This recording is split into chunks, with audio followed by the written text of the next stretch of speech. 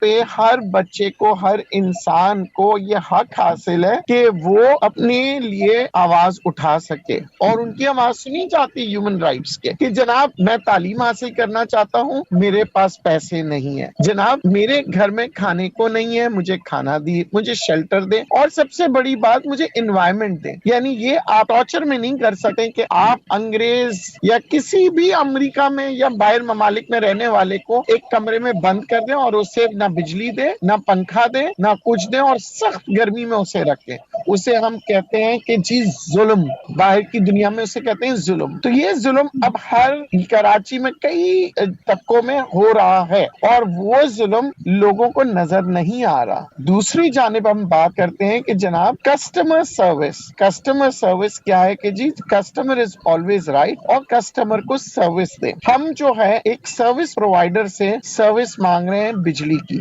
اس کے بدلے میں ہم انہیں پیسے دیتے ہیں، مگر کیا وہ سروس پرووائڈر ہمیں سروسز دے رہا ہے؟ اور اگر نہیں دے رہا اور وہ ہم سے پیسے لے رہا ہے تو اس صورت میں ہمارے پاس ہمارا کنزیومر رائٹ کیا ہے؟ کنزیومر رائٹ ایسوسی ایشن پاکستان میں پچھلے کئی سالوں سے کام کر رہا ہے، اور دیکھا یہ جاتا ہے وہ بھی ہر سال بہترین سے 5 اسٹار ہوٹلوں میں کانفرنسز، سیمینارز کرتے ہیں، اور جو ادارے ظلم کر رہے ہوتے ہیں انہی اداروں سے قیمت وصول کی جاتی ہے ایڈورٹائزمنٹ کی، جس کی بنا پہ ان کو ایوارڈ بھی دیا جاتا ہے۔ جی تو یہ تو ہے جی جناب کراچی اور پاکستان کی صورتحال۔ اب ہم بات کریں گے کہ جناب یہ تو ہو گیا ہمارے رائٹس ہیں۔ دوسری جانب اب یہ دیکھا جاتا ہے کہ کراچی کے اندر اب کیا کریں، کیونکہ ایک ہی کے الیکٹرک ہے جو کہ پوری کراچی کو بجلی دیتا ہے، تو ہمارے پاس تو کوئی آپشن بھی نہیں رہا کہ ہم کہیں کہ جناب کے الیکٹرک سے نہیں، ہم کسی اور ادارے سے بجلی لیں گے۔ کیوں؟ بالکل کیونکہ پچھلے 70 سالوں میں ہم نے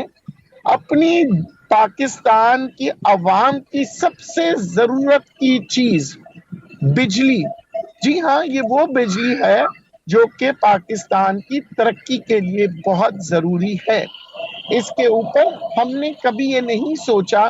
کہ جی اپنی حکومت اپنی مدد آپ سے ادارے بنائیں بجلی کے، مگر ہم نے 70% سے زیادہ اپنے یہ بجلی بنانے والے کارخانے باہر ممالک کے لوگوں کو دے دیے، جن کی وجہ سے وہ جو ادارے ہیں وہ بے تحاشا ترقی کرتے ہوئے نظر آئے، مگر سونے پہ سہاگا، ترقی تو انہوں نے کی، ہم سے منافع بھی کمایا، مگر ہمیں دباؤ میں بھی رکھا یہ کہتے ہوئے کہ جناب آپ ہمیں ادائیگی نہیں کرتے۔ اب یہ کون سی ادائیگی ہے جو ہم نہیں کرتے؟ اب میں آپ کو بتا دوں، اگر آپ سے کوئی 10 روپے کی چیز 100 روپے میں لے، اور آپ جو ہے وہ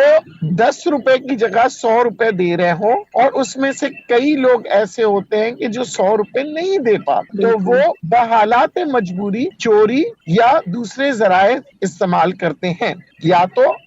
بہت سی جگہوں پہ دیکھا جاتا ہے کہ کچھ ادارے تو پیسے بھی نہیں دیتے۔ اب ہم بات کریں گے تو یہ 90 روپے جو کہ ان کا حق نہیں ہے، مگر کیونکہ ہمارے حکمران ان سے ایسے معاہدے کر چکے ہیں کہ ہمیں 100 روپے تو دینا ہی پڑتا ہے، مگر آج آپ دیکھیے گا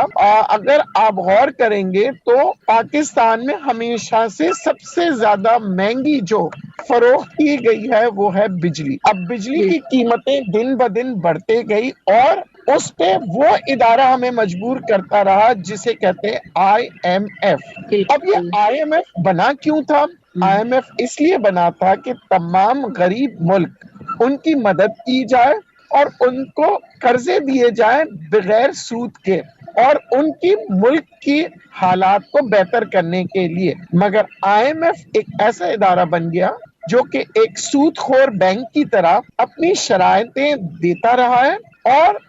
سود بھی لیتا رہا ہے، اور ان کی عوام بد سے بدتر حالات IMF کی وجہ سے گزارتے ہیں۔ اب یہ ادارے، میں چاہوں گا کہ اس سے پہلے کہ ہم اپنے ملک کی برائیاں کریں تو ہم ریکویسٹ کریں انٹرنیشنلی ہیومن رائٹ ایسوسی ایشن سے کہ آئیے ہماری مدد کے لیے، ہمارے بچوں کی مدد کے لیے، اور ان بڑے ہاتھیوں سے لڑیں، کیونکہ اگر ہمیں الیکٹرک سے لڑنا ہے تو پھر ہمیں پوری دنیا کو بتانا ہوگا کہ جناب کہ انٹرنیشنل ہیومن رائٹس والے آئیے اور دیکھیں وائلیشن آف ہیومن رائٹس ہو رہا ہے، تاکہ دنیا میں جو ادارے ہیں یا